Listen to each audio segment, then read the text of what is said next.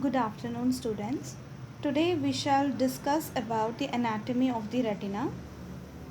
So, retina is the innermost tunic or the innermost layer of the eyeball. It is a thin, transparent membrane. It is actually transparent, but it appears orangish red in color because of the reflection from the underlying choriocapillaries. It extends from the optic disc to the ora serrata with a surface area of about 266 millimeter square. The retina has got variable thickness depending upon its location. Its thickest near the optic disc where it measures about 0.56 millimeters, and it is thinner towards the periphery.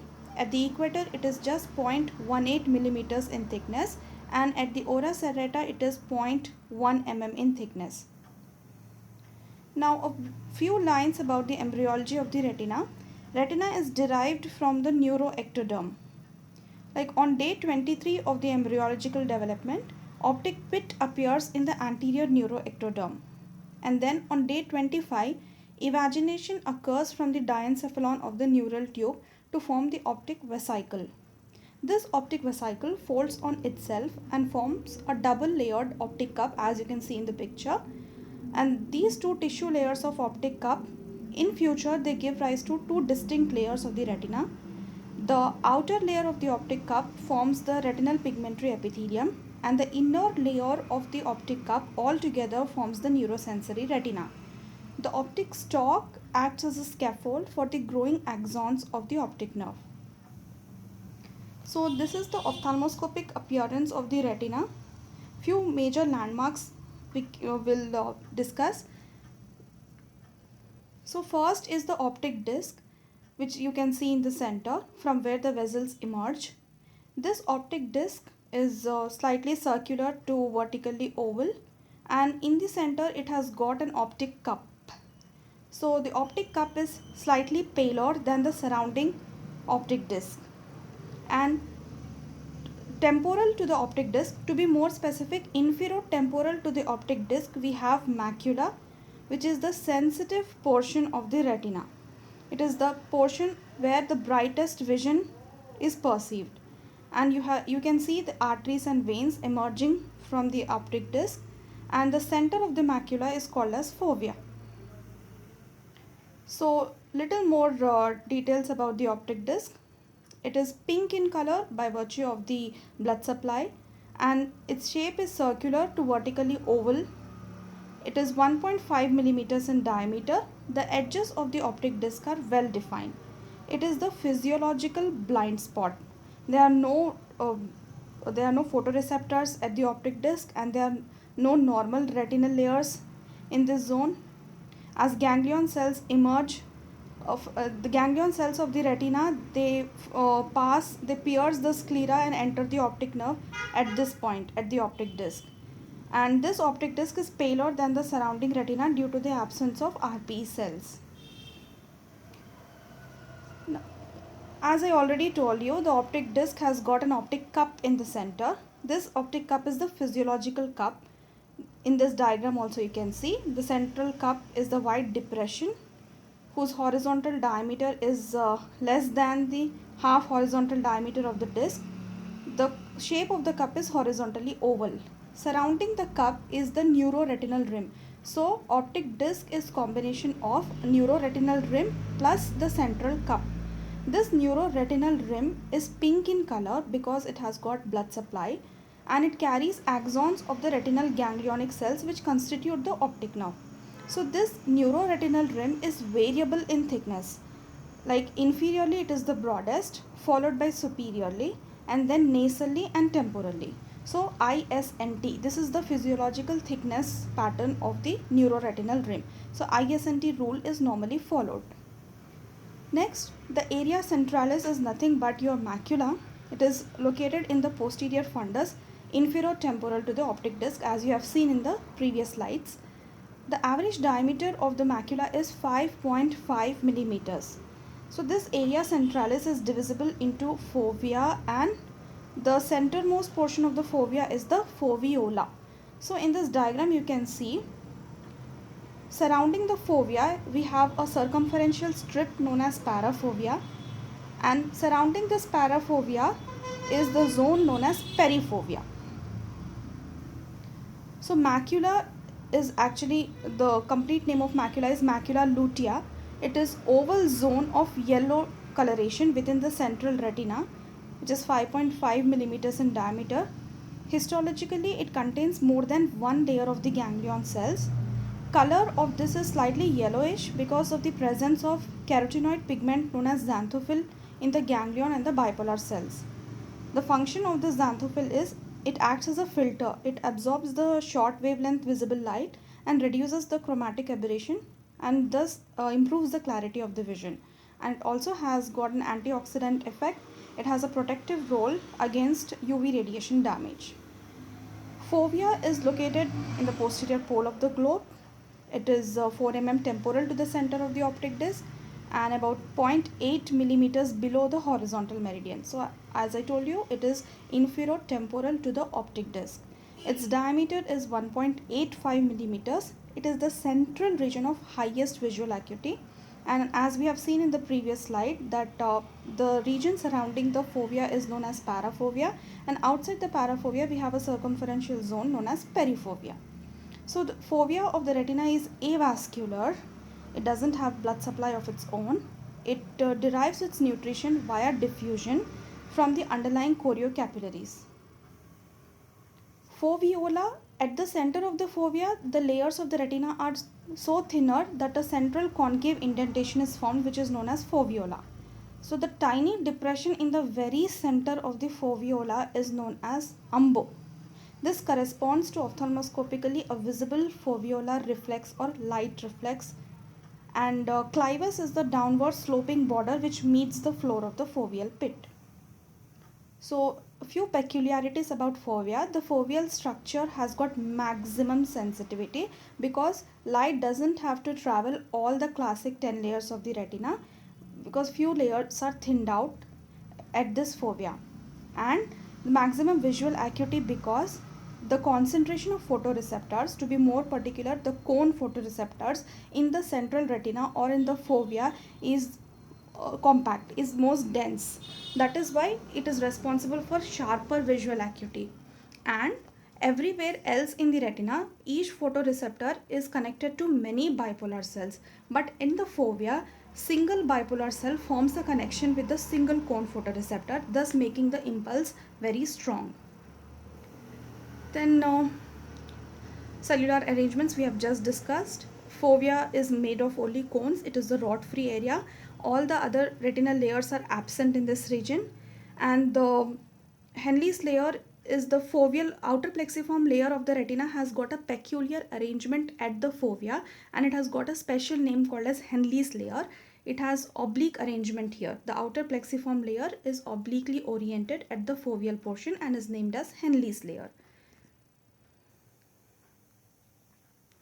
So in this slide, worth mentioning part is the equator. It is actually an imaginary circle drawn through the ampullae of the vertex veins. These vertex veins are nothing but they form the venous drainage of the eye. So along the vertex vein ampullae, if you draw an imaginary circle, that forms the equator of the globe. And towards the periphery, what you see is ora serrata. It has got a scalloped appearance and is serrated.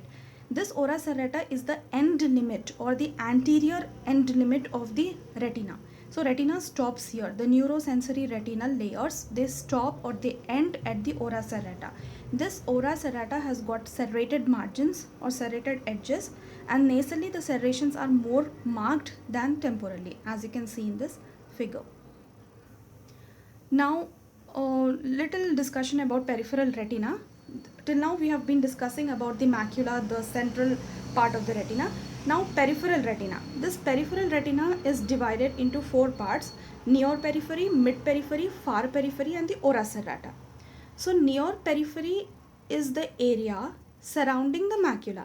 Immediately outside the macula, there is a 1.5 millimeters circumferential strip which is known as near periphery. Outside this area is a 3 mm circumferential strip running around the near periphery, which is known as mid peripheral zone. Outside this mid peripheral zone is a 9 to 10 mm circumferential area known as far periphery, and the peripheral most is the ora serrata, which we just discussed. So the ora serrata, as I just mentioned, it is the anterior limit of the neural retina, scalloped appearance, and its anatomical extent, it is little anterior nasally compared to its temporal counterpart. And externally, this ora serrata corresponds to the insertion of medial and lateral rectus muscles. And the point of clinical importance of ora serrata is the retina is very strongly adherent to the underlying retinal pigmentary epithelium at the ora serrata. So what will happen in response to trauma or any pathological conditions, any retinal tears or break, they occur at the ora serrata. Now another anatomical landmark is vitreous base. Vitreous base is the portion which involves the ora serrata also, like it straddles the ora serrata on either side. So part of the vitreous base extends anterior to ora serrata, and part of the vitreous base extends also posterior to ora serrata. So vitreous base extends from 1.5 to 2 mm anterior to ora serrata to 2 to 3 mm posterior to the ora serrata. So on either side it is bounded by pars plana anteriorly and peripheral retina posteriorly. Now coming to the microscopic structure of the retina. Retina is totally comprised of 10 layers from outside to inside, that is from the scleral side to the vitreous side. There are 10 layers of the retina. Broadly they are classified as retinal pigmentary epithelium and then the neurosensory retina. So neurosensory retina is actually constituted by 9 layers known as photoreceptors or layers of rods and cones, then external limiting membrane, outer nuclear layer, outer plexiform layer, inner nuclear layer, inner plexiform layer, ganglion cell layer, nerve fiber layer, and finally the internal limiting membrane. So this is also the histological diagram depicting all the layers of the retina, starting from the pigment epithelium on the bottom to the internal limiting membrane on the top of this diagram. Now this is the numerical slide showing the number of rods, cones and important cells of the retina. Like each human eye has approximately 110 to 125 million rods, and there are approximately 6.3 to 6.8 million cones in each human eye. Similarly, figures are also there for bipolar, ganglion, RPE cells and Muller cells. Now retinal pigmentary epithelium is the outermost layer of the retina. That is from the scleral side, if you take, the outermost layer of the retina is the retinal pigmentary epithelium. It is composed of a single layer of hexagonal shaped cells which contain pigment melanin, like your skin. And at the ora serrata, the neurosensory retina stops, but this retinal pigmentary epithelium continues forward as the pigmented layer of the ciliary epithelium. The point of clinical importance of this retinal pigmentary epithelium is it forms the outer blood retinal barrier. Like how we have the blood brain barrier, similarly your eye has also blood retinal barrier and blood aqueous barrier. In blood retinal barrier we again have outer and inner blood retinal barriers. So this outer blood retinal barrier is formed by the RPE cells. RPE cells are taller in the macula and peripherally they are relatively flat, and at the fovea they have got many numbers of RPE cells, that is the density is highest at the fovea, whereas in the periphery the density progressively decreases, and the RPE cells are joined to each other by junctions known as zona adherens and zona occludens. And like every cell has, even RPE cell also has apical surface and basal surface. The pigments in the RPE are melanin and lipofuscin, and there are no junctional complexes between the RPE cells and the neurosensory retina. That is, the two layers of the retina, RPE and the neurosensory retina, are loosely adherent to each other, thereby enclosing a potential space in between them known as subretinal space. In response to any collection, this subretinal space expands. So in conditions like retinal detachment, there occurs fluid accumulation in this subretinal space known as subretinal fluid. So the functions of RPE, it is responsible for the turnover of the photoreceptors. That is, Rods and cones, after finishing their function, are phagocytosed by the RPE cells. And in first year physiology, you have studied about Wald's visual cycle. So this RPE cells play a role in the recycling of vitamin A. And by virtue of the presence of melanin granules or melanosomes, there occurs absorption of the scattered light, thereby improving the clarity of the vision. And as it forms a part of the blood retinal barrier, so transport of nutrients and metabolites occur through RPE cells. That is, the nutrition is imbibed from the choriocapillaries by the RPE cells and distributed to the outer layers of the retina. Then, as I told you that there is a loose space between the neurosensory retina and the retinal pigmentary epithelium. This loose space is filled by mucopolysaccharides or extracellular matrix, which is contributed by the RPE. So mucopolysaccharide production is governed by RPE cells. Then the second layer is the photoreceptor layer. This photoreceptor layer consists of outer segments of rods and cones. So these photoreceptors are end organs of vision, where the phototransduction part of the phototransduction cascade of vision occurs.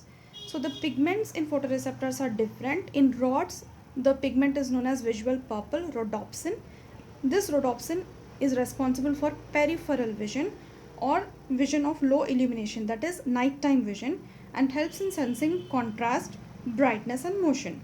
All rods have only rhodopsin, whereas cones, there are three different types of cones: blue cones, red cones and green cones, which help in the perception of three primary colors. So depending upon the wavelength of light, depending upon the wavelength of absorption, we have three different cones, and these cones are responsible for your central vision or photopic vision, that is daytime vision, color vision, and they improve the clarity of the vision, that is resolution of the vision. They are responsible for finer resolution and spatial resolution also. The structure of the photoreceptor, whether it is rod or cone, the basic structure remains the same. It has got an outer segment on the top, or that is on the scleral side, and then the inner segment, and then we have the cell body, and finally the synaptic terminal. So the outer and the inner segment put together, they form the photoreceptor layer, photoreceptor proper. Okay. Now this table and diagram shows the basic differences between the rods and cones, few of which we already discussed, owing to the number. Like rods are numerous than cones, and their function is also different. They are responsible for different grades of vision. And fovea, as we already discussed, the rods are absent at fovea, whereas cones are more compactly packed at the fovea. And the number of rods increases towards periphery, whereas cones progressively decrease. And as the name itself suggests, the outer segment of rod is rod shaped and the outer segment of cone is cone shaped. And as cone has only one pigment, that is rhodopsin, they are responsible for monochromatic vision. And the regenerative power of rods is high, whereas the regenerative power of cones is low. Rods are smaller in size, cones are relatively larger, and the conduction speed, the response speed, is slower in rods, whereas the impulse generation is very fast in cones. Then we have the third layer, that is the external limiting membrane. It is actually not a true membrane, it is a fenestrated membrane. It extends from the optic disc to the ora serrata, and it is pierced by the processes of rods and cones.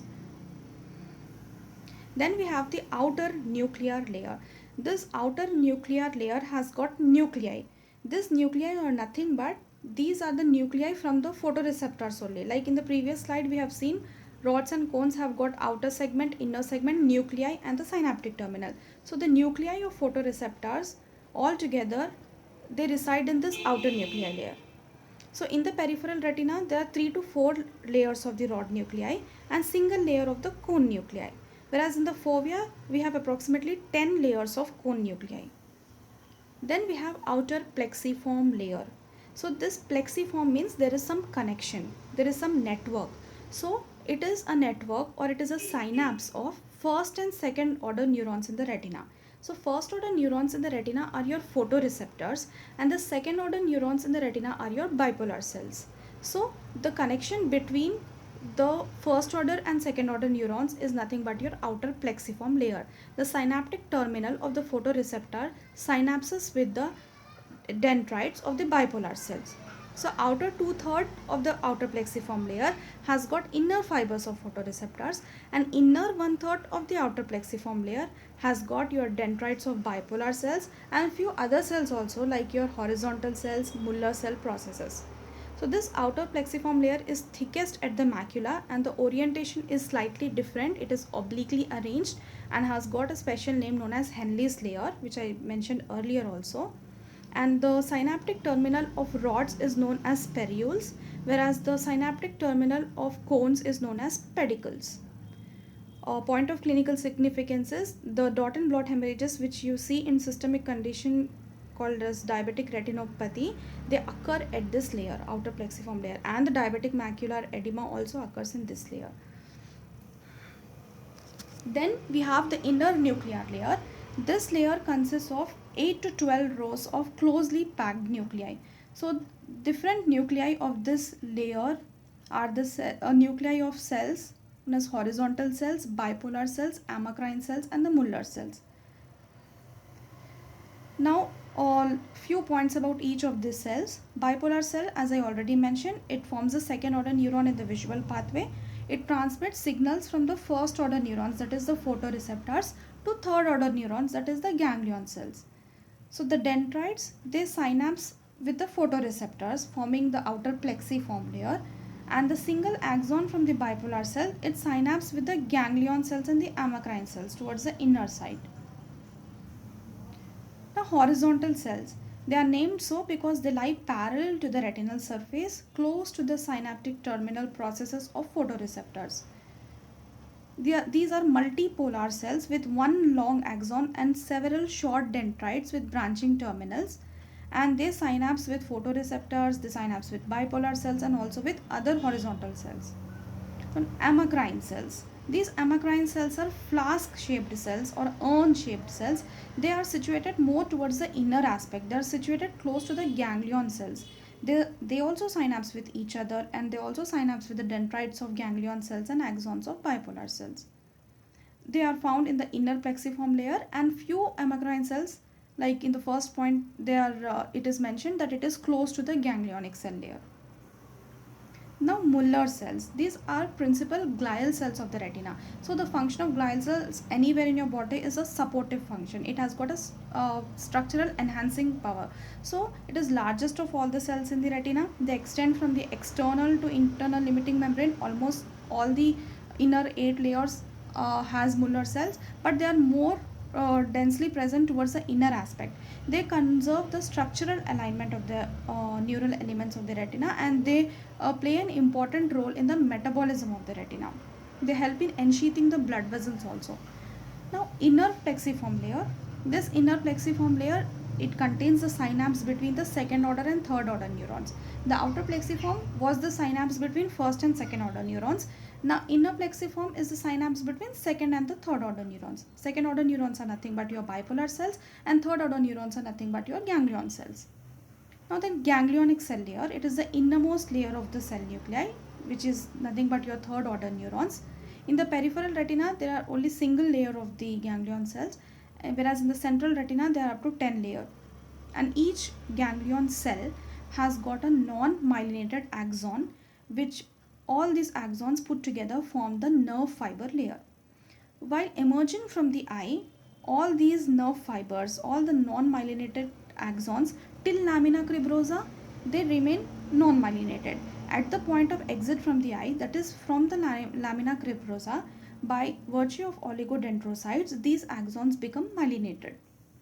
On nerve fiber layer, the axons of ganglion cells, which run parallel to the surface of the retina, emerge out as the optic nerve. Retinal vessels are located mainly in the nerve fiber layer only, the major vessels. And these major vessels, they divide, they form arterioles and capillaries. These small capillaries reside in the inner nuclear layer. Muller cells play an important role in ensheathing the vessels and nerve fibers. Now, just few points about the arrangement of nerve fibers. Like in this diagram, you can see the protruding part is the optic nerve from the posterior aspect of the globe. The fibers which arise from the peripheral part of the retina, they lie deep in the retina but occupy the most superficial or peripheral part of the optic nerve. That is, they from the peripheral fibers, they form the superficial part of the optic nerve, whereas the fibers which originate close to the optic nerve head, they reside more deeply in the inner aspect of the optic nerve. Then uh, papillomacular bundle is nothing but a group of axons that radiate to the optic disc from the macular area. So in this diagram you can see in the center PMB is written, which is nothing but your papillomacular bundle. This is the nerve fibers reaching from the macula to the optic disc. Okay, and there is a horizontal line which is known as temporal retinal raphe, which is the horizontal boundary. It is a imagine that is a functional boundary that you don't see any anatomical delineation in the fundus. So this is the horizontal boundary separating the superior and inferior retinal nerve fiber bundles in the temporal retina. Now, internal limiting membrane, it is the innermost and the last layer of the retina. This layer is made up of extension of the Muller cells, and it is covered by a basement membrane which is per iodic Skiff stain positive, and the fibrils of the vitreous also merge with this internal lamellae of this membrane and make the membrane stronger. Now just a few points about the blood supply of the retina. It derives its blood supply from the internal carotid artery. Like one of the branches of internal carotid artery is your ophthalmic artery. This ophthalmic artery in turn gives rise to your central retinal artery and the posterior ciliary arteries. This central retinal artery enters along the optic nerve into the eye and divides into its superior and inferior branches, as you can see in the left side of the diagram.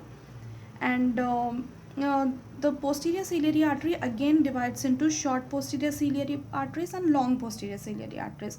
Short posterior ciliary arteries enter the eye on the posterior aspect only, and long posterior ciliary arteries, they send few branches from the posterior aspect, and they also course along the eyeball to take part in the anterior circulation also. So even this diagram shows the blood supply, how the arrangement is. Like retinal vessels, the major retinal vessels, after entering, they divide in the nerve fiber layer, and then superficial network is formed in the nerve fiber layer or the ganglion cell layer, and then the fine branches give rise to deeper network which is located in the inner nuclear layer or the outer plexiform layer. So retinal vessels are actually end vessels. Normally there is no anastomosis, but some amount of anastomosis is present between the central retinal circulation and the ciliary circulation near the entry point of the optic nerve. That is, where there is optic nerve head near the lamina cribrosa. These two circulations, they form an anastomosis which is known as circle of Zinner-Heller. Then autoregulation of retinal blood flow occurs in response to the metabolic demand and also the systemic blood pressure. This is by virtue of the presence of smooth muscles in the tunics of the blood vessels. Vasoactive mediators which are secreted by the vascular endothelium play a role in this autoregulation, and increased oxygen tension causes vasoconstriction, whereas increased intraocular pressure causes vasodilatation. Venous drainage, you can see the vortex veins form the principal venous drainage of the eye. The superior vortex vein and the central retinal vein, they drain into the superior ophthalmic vein. The inferior vortex veins drain into the inferior ophthalmic vein. These superior and inferior ophthalmic veins, they drain into the cavernous sinus. Thank you.